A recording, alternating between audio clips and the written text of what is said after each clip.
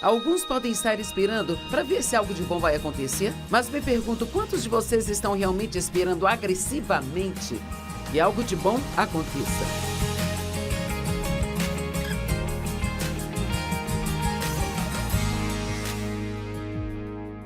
Sabe, hoje na nossa sociedade, há tantas coisas acontecendo que podem fazer as pessoas terem medo e Deus quer que você realmente desfrute a vida.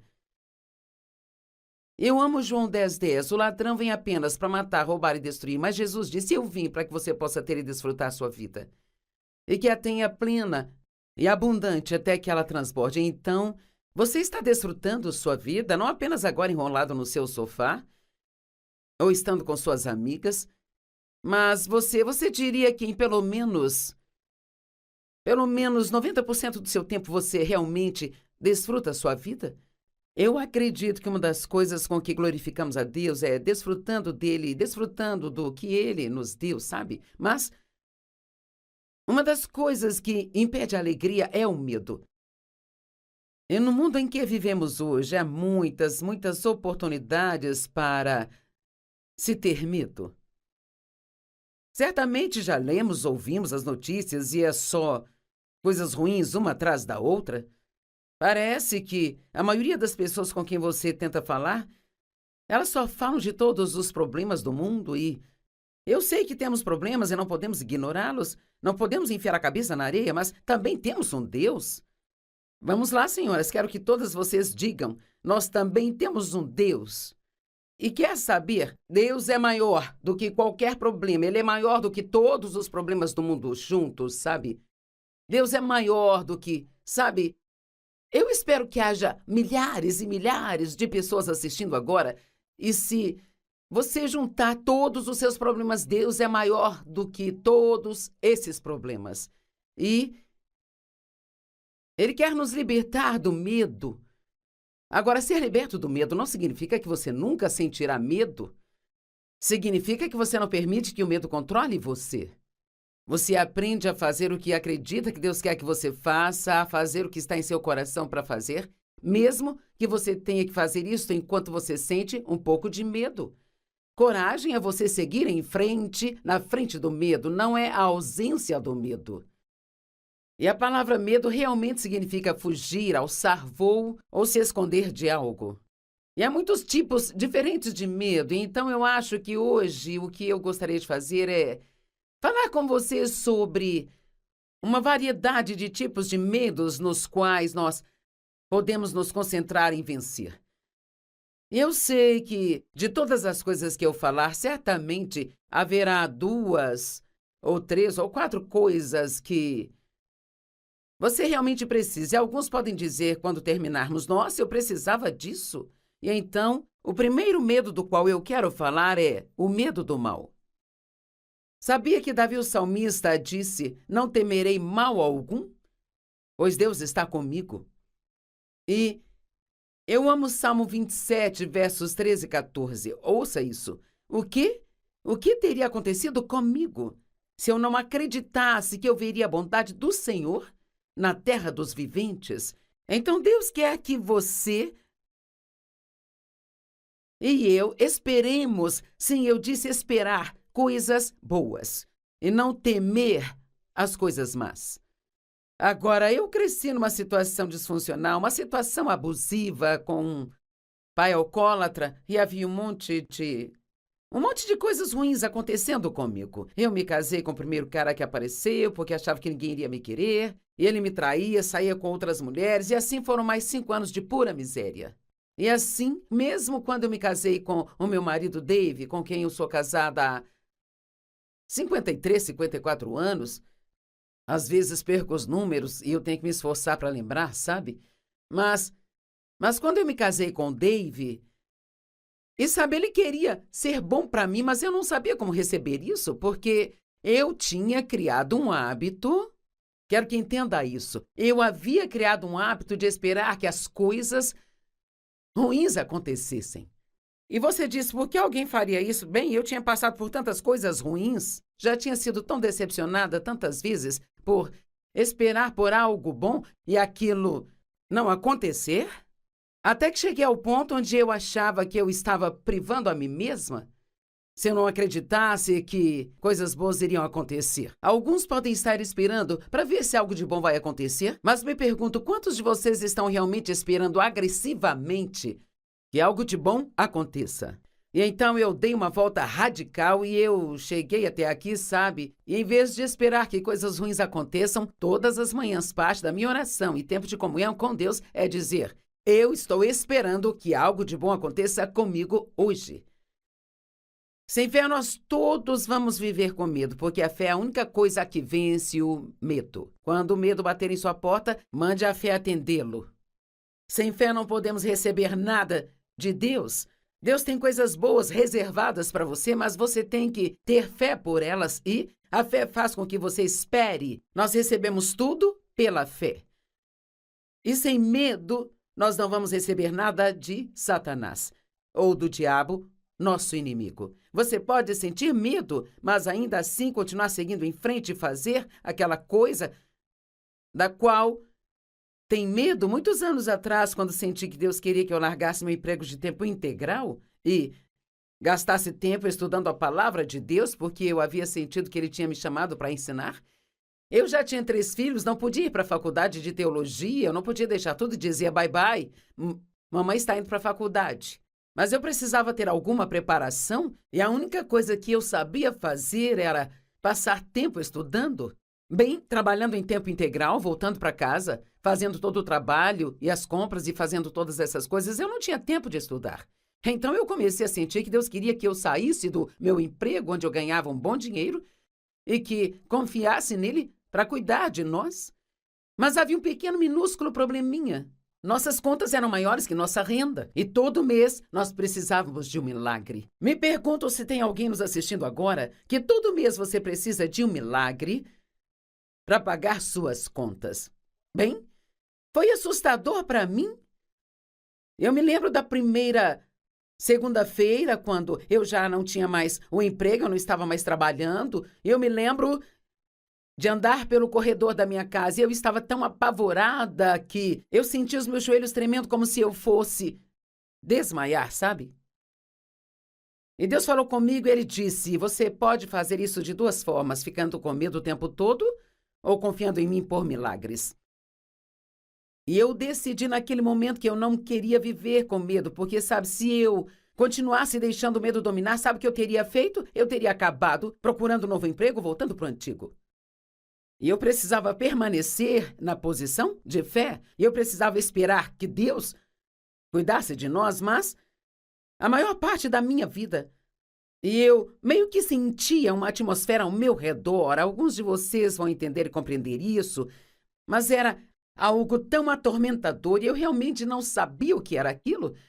Mas numa manhã eu estava no espelho enquanto me maquiava, me preparando para ir trabalhar. Isto foi antes de eu sair do meu emprego e eu disse a Deus: Deus, o que é isso? O que é essa coisa que eu sinto o tempo todo? Aquilo me fazia sentir ameaçada e eu não entendi o que era. E Ele falou ao meu coração: pressentimentos malignos. Eu nunca tinha ouvido esse termo.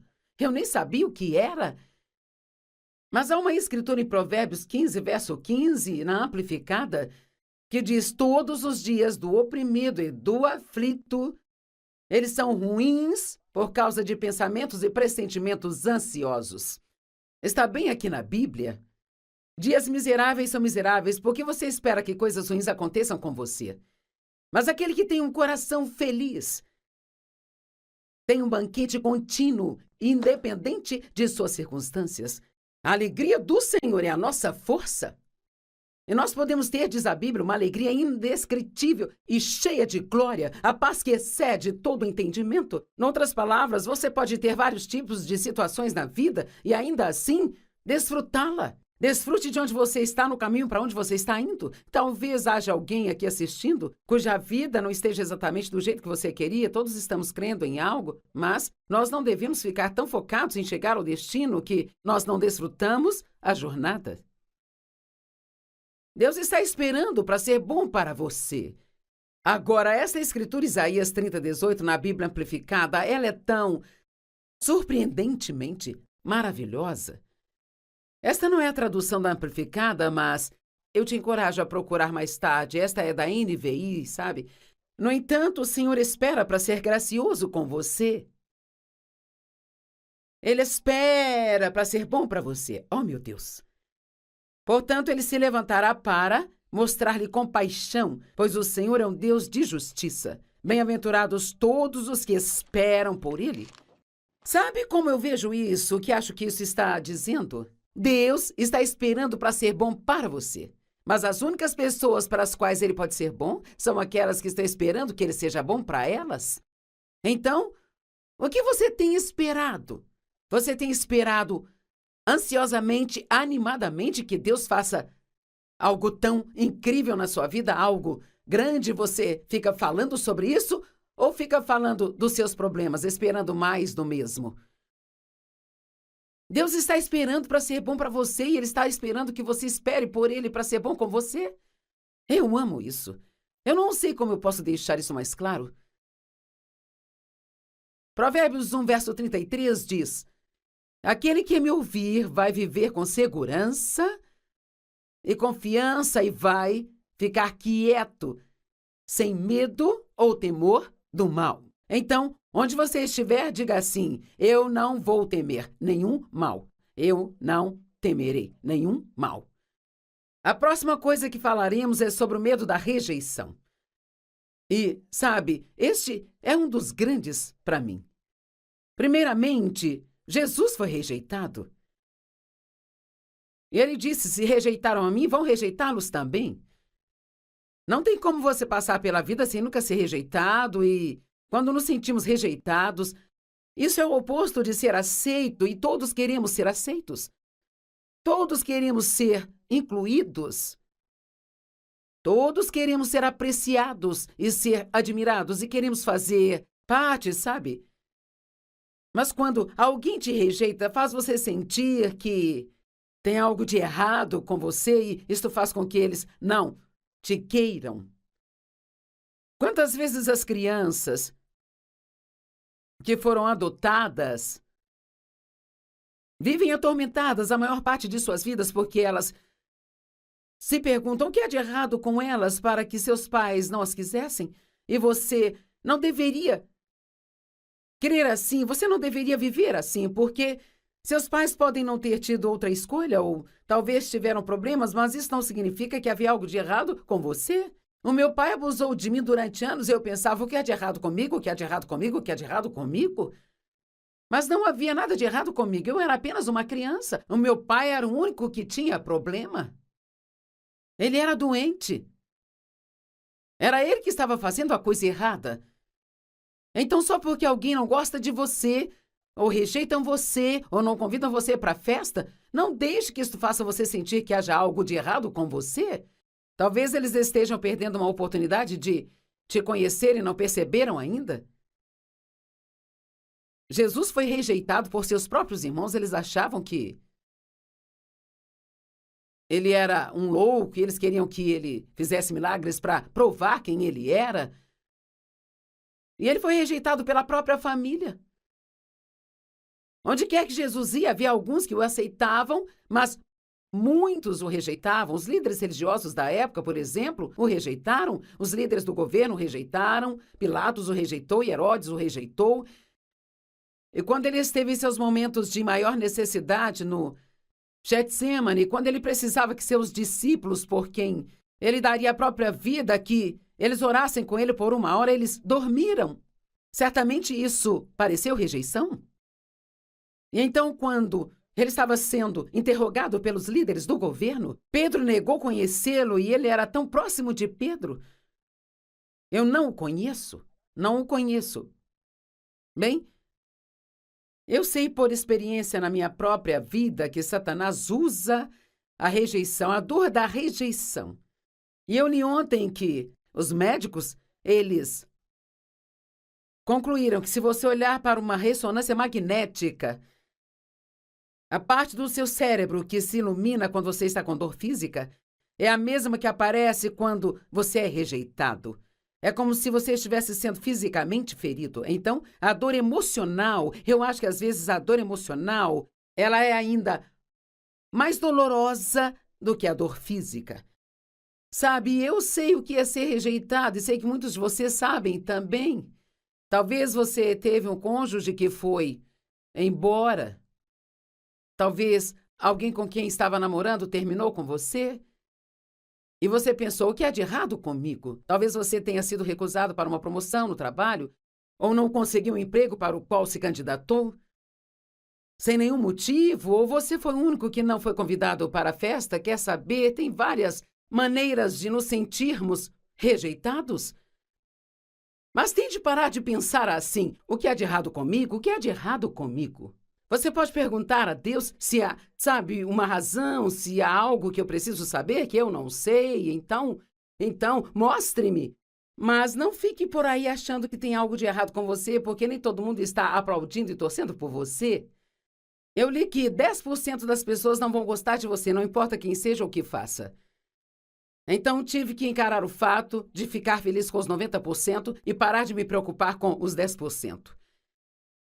Quando Jesus enviou seus discípulos, ele enviou 70 deles em pares para sair e pregar o evangelho e curar os doentes, expulsar demônios. Ele disse, quando entrarem em uma cidade, encontre uma casa onde possam ficar e, se a paz estiver ali, você pode ficar. Mas ele disse, se eles te rejeitarem, ou se não quiserem recebê-los e nem a sua mensagem, então sacode a poeira de seus pés e vão para a próxima cidade.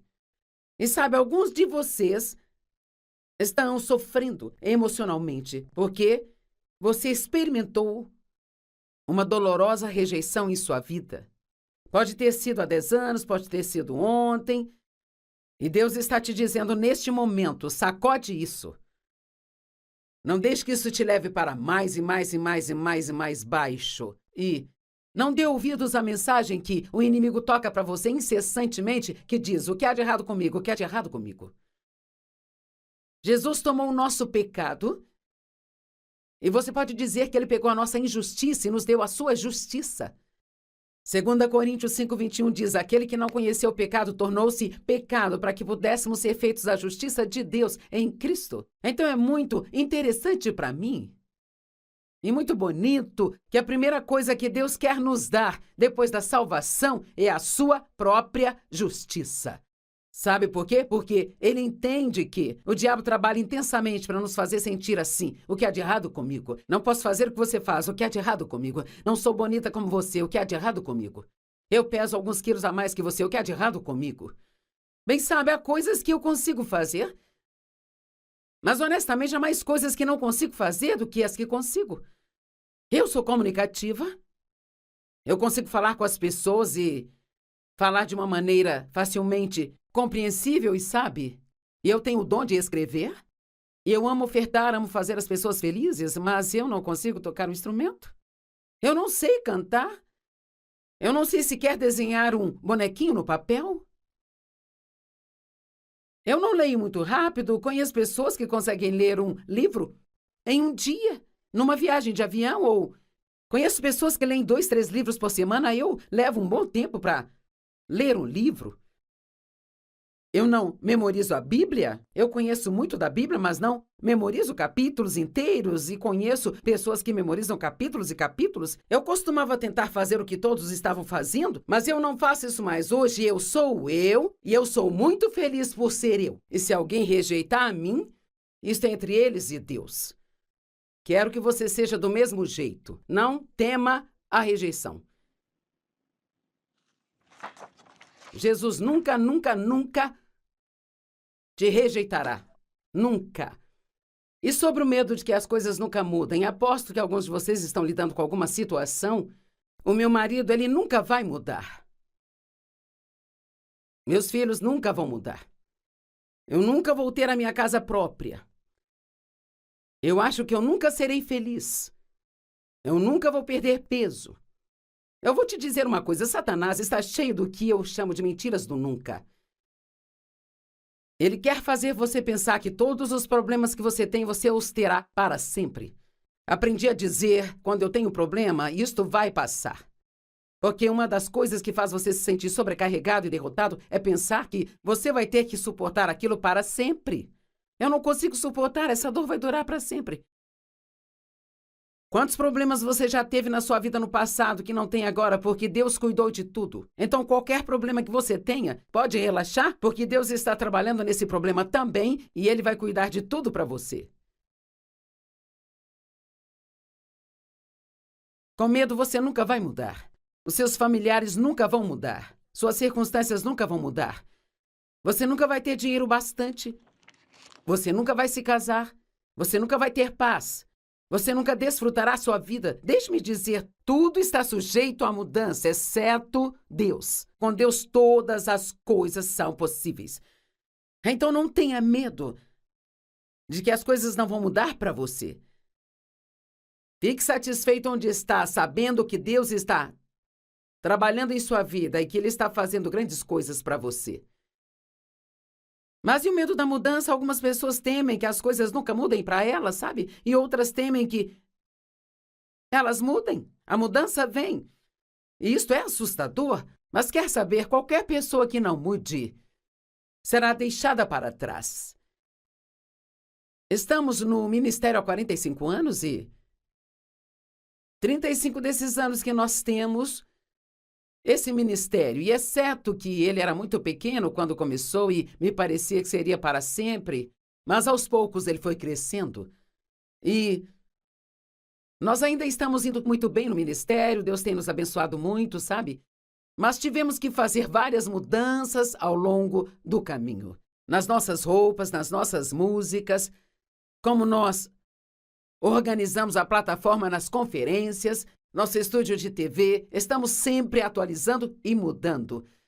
E quando você pensa, está tudo bem, sempre foi assim, vamos deixar assim, já está a caminho do fim quando faz isso. Você precisa estar disposto a mudar.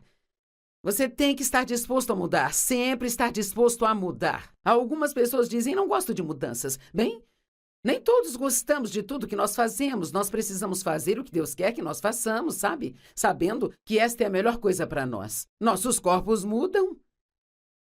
No começo, tudo está em cima e firme. Nosso rosto é firme. Nossos corpos são firmes. Nossos ombros não faziam isso. Agora, automaticamente, eu tenho que me certificar que fiquem assim.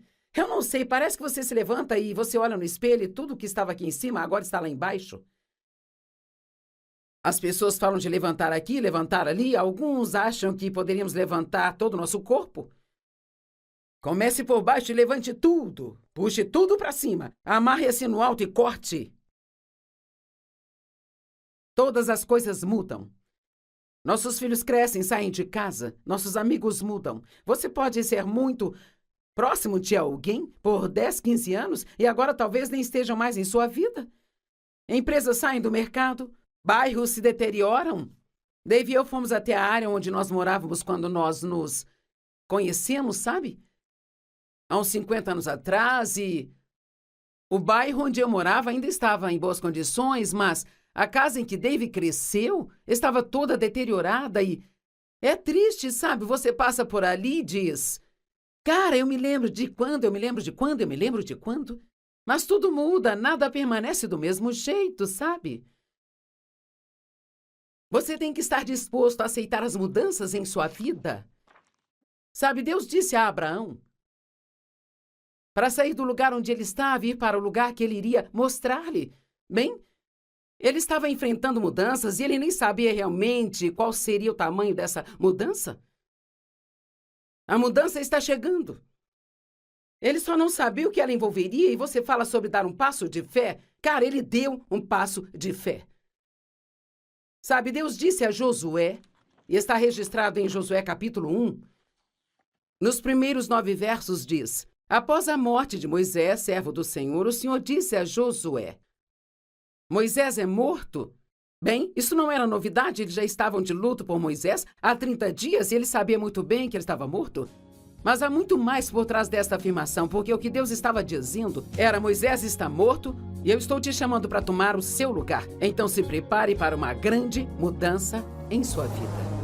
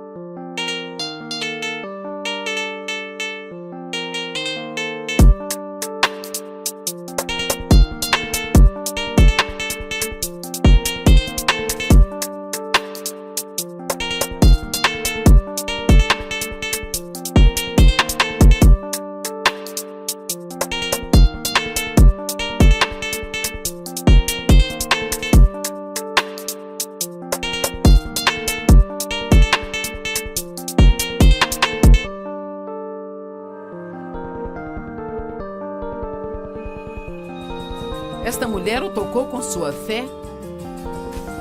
Você pode tocar em Deus com a sua fé hoje e crer que não importa que problema você tenha, Deus é grande o bastante para te tirar desta confusão e trazer restauração à sua vida.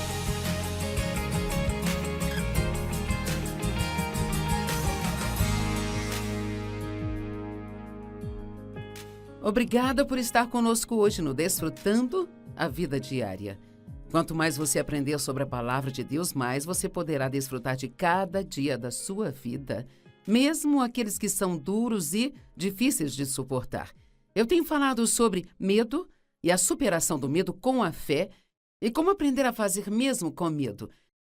Então, caso você não tenha assistido, o que eu quero dizer quando digo para fazer tudo mesmo com medo? Bem, a palavra medo, na verdade, significa se esconder ou fugir de algo.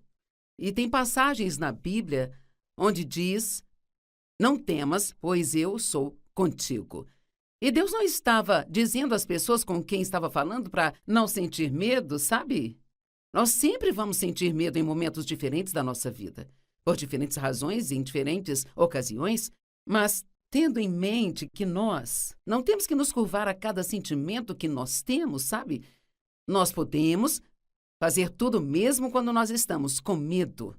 Não deixe o medo controlar você e impedir você de fazer as coisas que acredita que Deus quer que você faça ou as que estão em seu coração, aquelas que você quer fazer.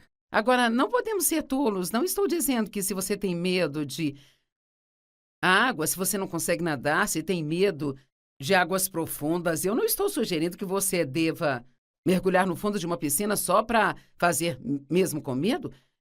Eu estou falando de coisas que fazem sentido, coisas que você sabe que Deus está te pedindo para fazer, coisas que você precisa fazer. Eu não quero que ninguém se machuque, porque a Joyce disse faça com medo. Mas tem tantas coisas que as pessoas pedem, sabe? Porque, veja, quantas pessoas são convidadas para uma festa e não vão porque têm medo de não conhecer ninguém lá, ou elas têm medo de serem rejeitadas, ou que haverá alguém lá com quem tiver algum problema no passado e elas têm medo de encará-las novamente?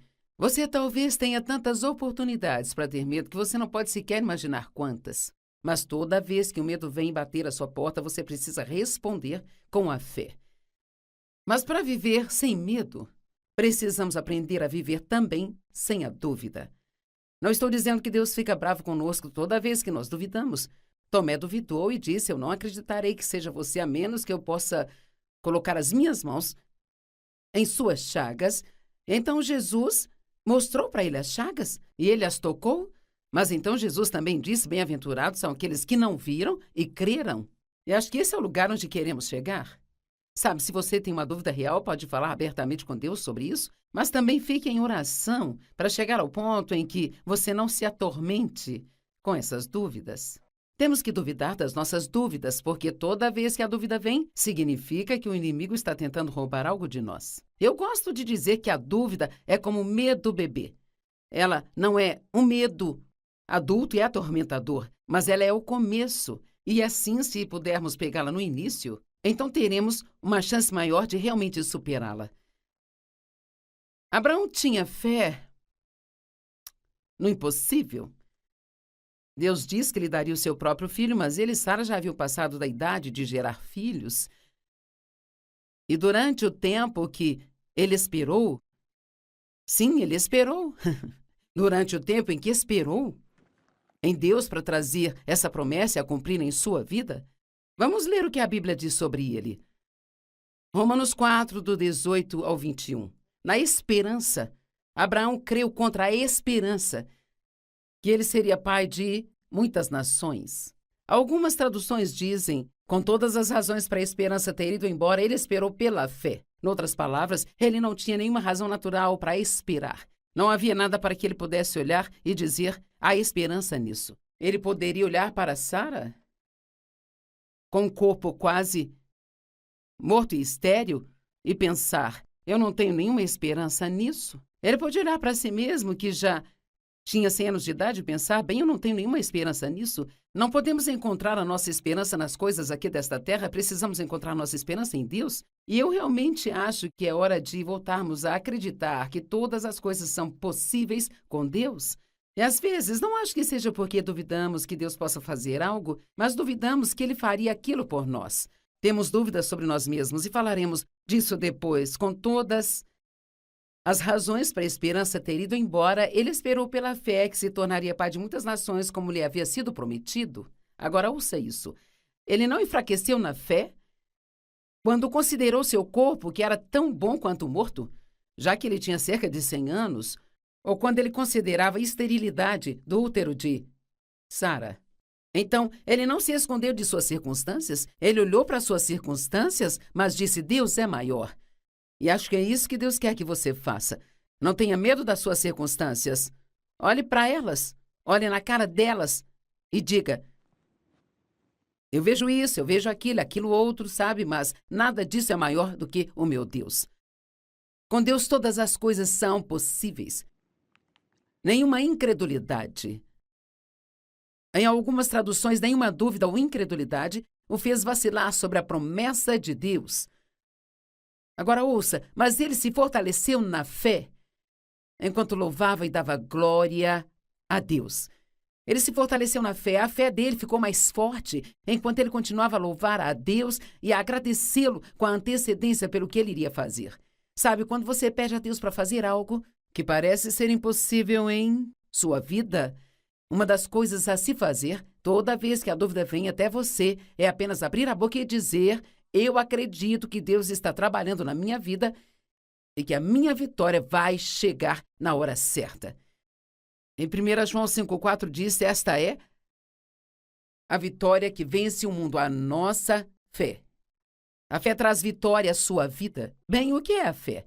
A fé é a certeza das coisas que se esperam e a evidência das coisas que não se vê. Agora, vamos pensar nisso. O que é isso? É a certeza substancial das coisas que você espera, mas não vê ainda. A evidência das coisas que você não vê. Agora, vamos pensar no exemplo. Meu marido e eu temos uma casa aqui na cidade. Você poderia dizer: como eu sei que você tem uma casa, eu não posso ver sua casa? E eu não posso trazer minha casa aqui para o estúdio e dizer: veja, aqui está a minha casa. Mas eu poderia trazer o documento da minha casa, eu poderia te mostrar a escritura dela, então você diria: sim, eu acredito que você tem uma casa. Bem, a Bíblia diz que a fé é a escritura das coisas, as quais nós esperamos, mas que nós ainda não vemos. Mas o medo é, na verdade, crer no negativo. O medo é a evidência de coisas que não esperamos e a certeza das que não queremos ver acontecer. Eu acredito que a fé tem poder criativo, mas acho que o medo também tem poder criativo. E não estou dizendo que toda vez que você teme algo, faça com que aquilo aconteça, mas acho que se você ficar com medo por tempo suficiente sobre algo, isto pode afetar as suas circunstâncias. Foi Jó quem disse: aquilo que eu mais temia, isto me sobreveio. Nós podemos fazer guerra com as nossas palavras quando a fé chega. Veja o que diz sobre Abraão. Nenhuma incredulidade o fez vacilar em relação à promessa de Deus, mas ele se fortaleceu ao dar louvor e glória a Deus. Plenamente convicto de que Deus era capaz de cumprir o que ele prometeu. E acho que é aí que precisamos traçar uma linha hoje. Você está plenamente convicto de que Deus ama você? Convicto de que Deus ele sempre vai fazer o melhor por você? Você acredita que todas as coisas são possíveis com Deus? Veja, aprendi a confiar em Deus ao ponto de que se eu pedir algo a Ele e Ele não me der, então eu sei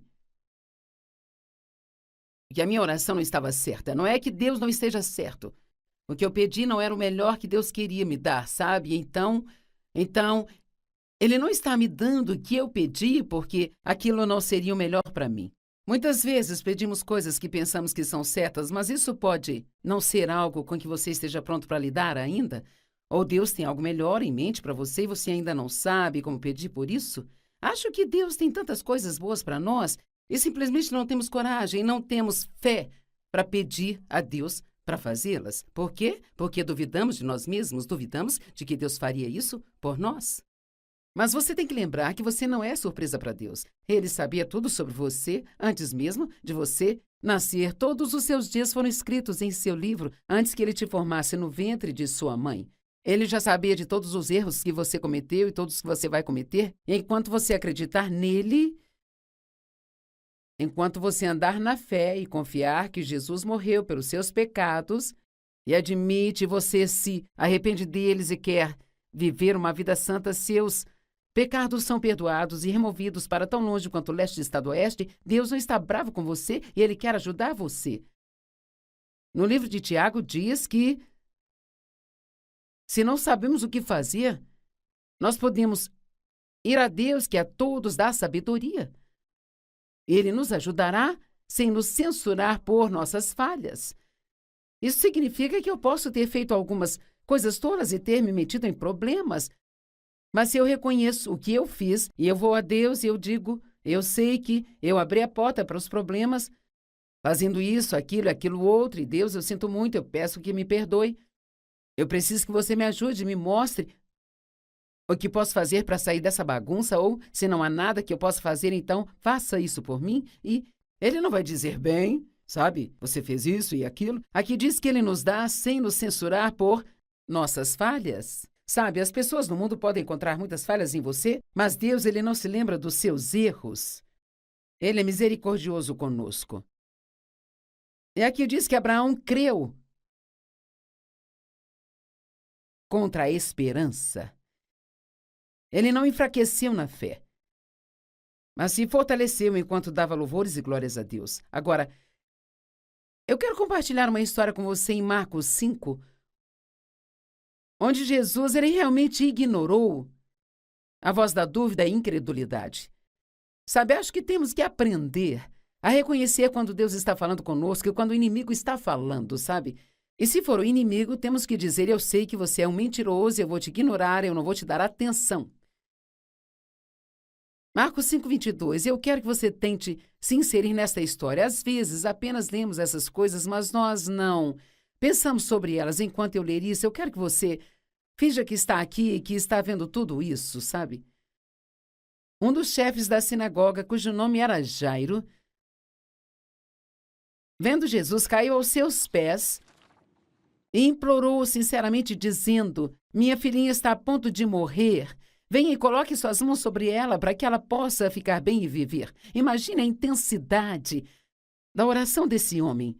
Minha filhinha está quase morta, mas eu creio em você. Você viria e colocaria as mãos sobre ela para que ela fique curada? Bem, Jesus estava cheio de compaixão e então ele foi com ele.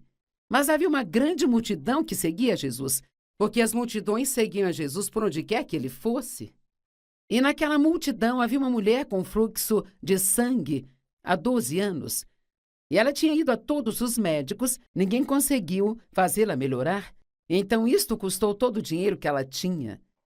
Mas ela tinha ouvido falar de Jesus. E a amplificada diz que ela ficava dizendo para si mesma, se eu tocar na barra de suas roupas, eu sei que eu vou ser curada. Eu amo isso. Se você vai falar consigo mesmo, fale alguma coisa positiva, sabe? Eu creio que se eu apenas chegar em Jesus e tocá-lo, eu vou ser curado. E então, Jesus estava a caminho para curar a filha daquele homem, que estava quase morta, e agora ele para ajudar outra pessoa. Pense em como isso faria você se sentir. Pense se fosse você o Jairo. Que tipo de dúvida, que tipo de medo teria atacado a sua mente naquele momento? Quando ela tocou Jesus, imediatamente o fluxo de sangue secou e ela sentiu em seu corpo que ela estava curada de sua doença. E Jesus sentiu o poder saindo dele. Este poder de Deus é algo real. É uma coisa tangível. Você sabe quando o poder de Deus está trabalhando em sua vida. E Jesus se virou para a multidão e disse, quem me tocou? E os discípulos pensaram que aquela era uma pergunta tola, uma multidão enorme aqui. O que você quer dizer com quem me tocou? Tem um montão de gente aqui. Mas sabe, aquela mulher, ela o tocou com sua fé. Você pode tocar em Deus com sua fé hoje e crer que não importa o problema que você tenha, Deus é grande o bastante para te tirar desta confusão e trazer restauração à sua vida. Mas a mulher, sabendo o que aconteceu com ela, veio com medo e tremores, e caiu diante dele e contou-lhe toda a verdade. Ele disse: Filha, a sua fé te curou, agora vá em paz. A fé faz coisas.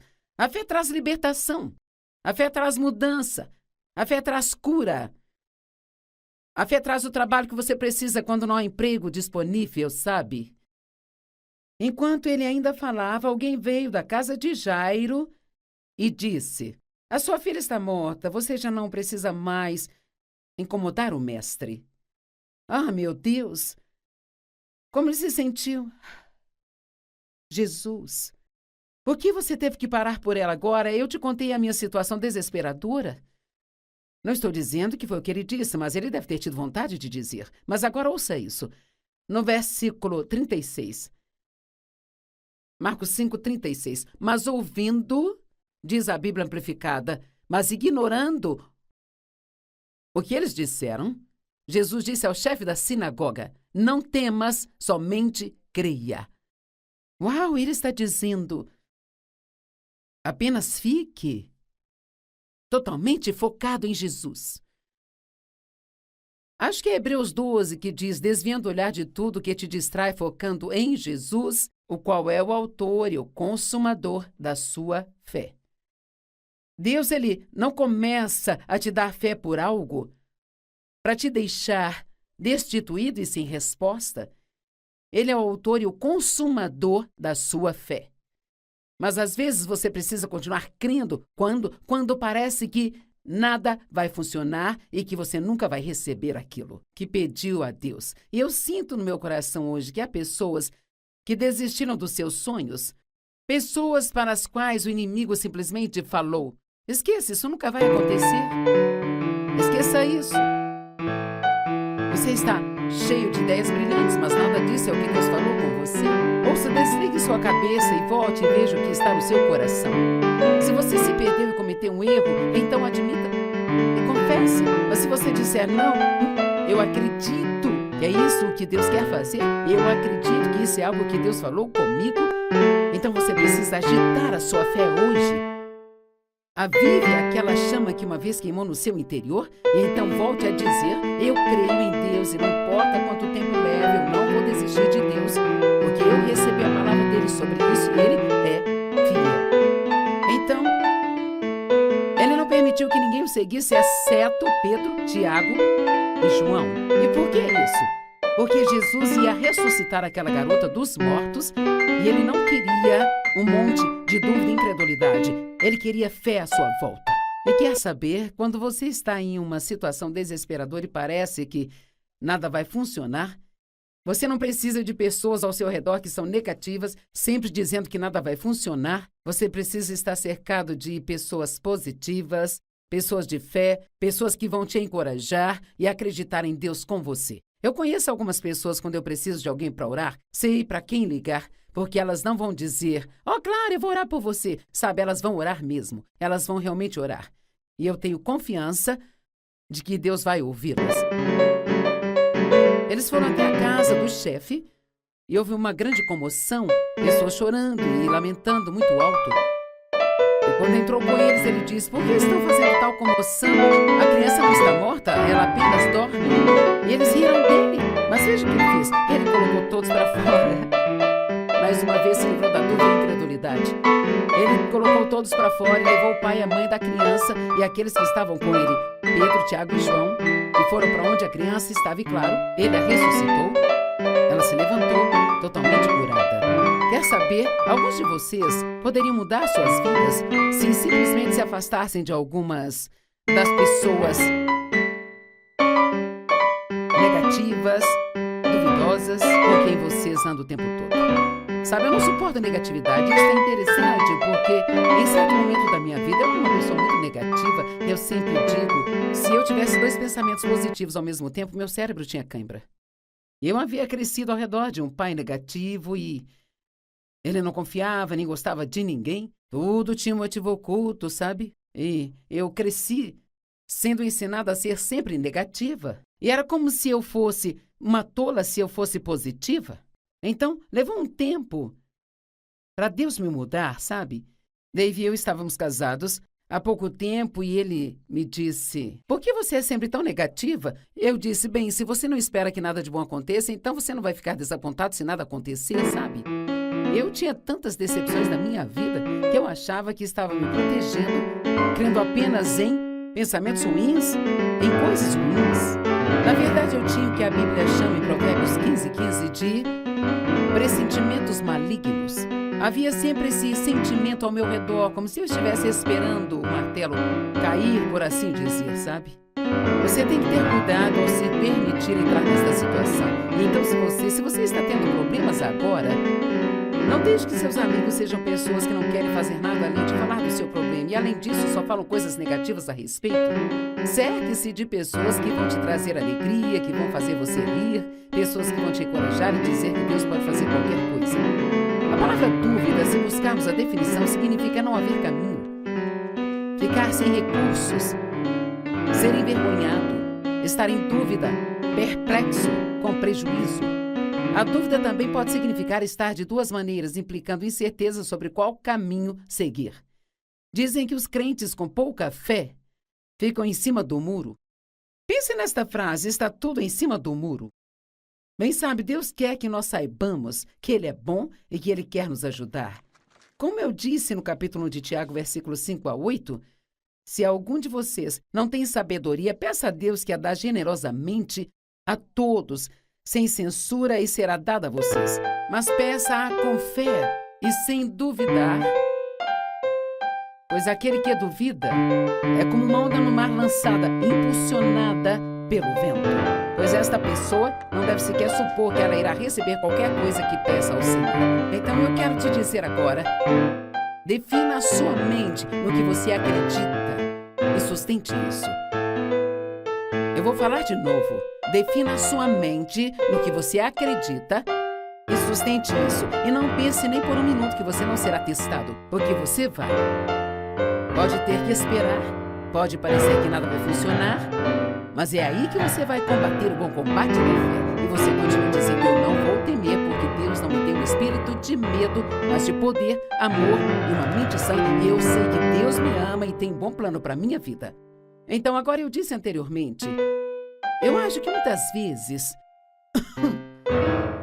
duvidamos de nós mesmos mais do que de Deus. Então agora vamos falar sobre isso um pouco antes do nosso tempo acabar. Você julga cada passo, cada movimento que você faz? Seus pensamentos são: eu não deveria ter feito isso, eu não deveria ter feito aquilo, eu não deveria ter comprado isso, eu não deveria ter ido lá, eu não deveria ter comido isso. Eu não oro bastante, eu não li o capítulo certo da Bíblia, eu não confessei a palavra o suficiente hoje. Eu li a Bíblia, mas não entendi nada. Eu esqueci de abraçar os meus filhos nesta manhã. Eu falo demais, eu deveria ser mais calada, eu deveria ser um pai melhor, deveria ser uma mãe melhor. Eu não sou isso, eu não sou aquilo. O diabo sempre quer te dizer o que você não é. Mas o que quer que você não seja, Jesus vai compensar isso e vai te fazer mais do que suficiente se você colocar a sua fé nele. E não saia por aí dizendo: eu não deveria ter feito isso. Sabe quantas vezes na minha vida eu acordava cedo de manhã para passar tempo com Deus? Eu orava, eu estudava a Bíblia. E sabe, toda vez que eu terminava, o diabo me fazia sentir como se eu tivesse orado errado. Eu não oro na postura certa, não orei na posição certa, eu não leio bastante, Deus não me ouviu. E eu tive que aprender a parar de acreditar nessas mentiras e parar de duvidar de mim mesma. E quer saber, esta talvez seja uma das coisas mais importantes que você vai ouvir por um longo tempo. Pare de duvidar de si mesmo. Quer saber? Deus acredita em você. Mas não adianta nada se você não acreditar em você também. Eu não estou dizendo para ter uma atitude arrogante, orgulhosa, assim, graças a Deus, eu sou tudo isso e tudo mais. Mas o que estou dizendo é para se levantar todos os dias com a intenção de fazer o seu melhor para Deus, sabendo com antecedência que você não vai atingir a marca de 100% de perfeição, mas crendo que Deus é mais do que suficiente para cobrir seus pecados e cuidar deles. Deus não quer que você viva no tormento da autodúvida. Creia que você pode ouvir de Deus, creia que Deus te ama, creia que Ele tem um bom plano para a sua vida, creia que não há erro que você possa cometer que seja grande demais para Deus não transformá-lo e fazer disso um milagre em sua vida.